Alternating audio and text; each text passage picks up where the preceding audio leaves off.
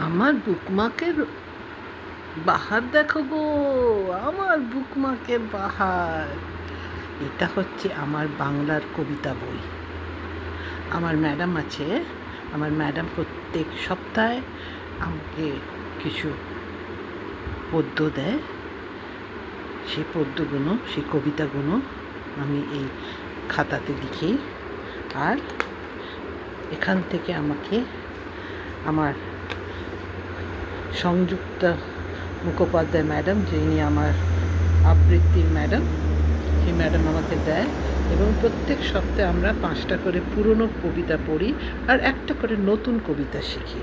তো যেসব কবিতাগুলো আমাকে পড়তে হবে আসছে সোমবার, সেইগুলো আমি এরম করে দাগ দিয়ে রাখি। এরা হচ্ছে আমার পথ প্রদর্শক, এরা হচ্ছে আমার বইয়ের বন্ধু। এরা সব উঁকি উঁকি মারে। হয়তো সব কবিতা এদের মুখস্থ, হয়তো, আমার তো তাই মনে হয়।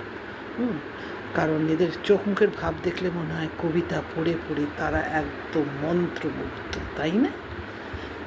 তো এই সপ্তাহে আমি পড়ব কেউ কথা রাখেনি, সুনীল গঙ্গোপাধ্যায়। কেউ কথা রাখে না, খুব কমজন আছে যারা কথা রাখে।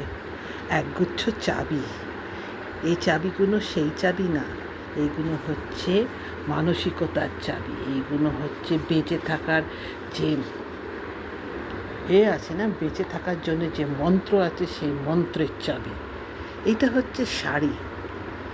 এই শাড়ি কবিতাটা খুব দুঃখে, সুবোধ সরকারের লেখা। খুব দুঃখে একটা মেয়ে, সে কী করে সময়ের শিকার, পরিস্থিতির শিকার হয়।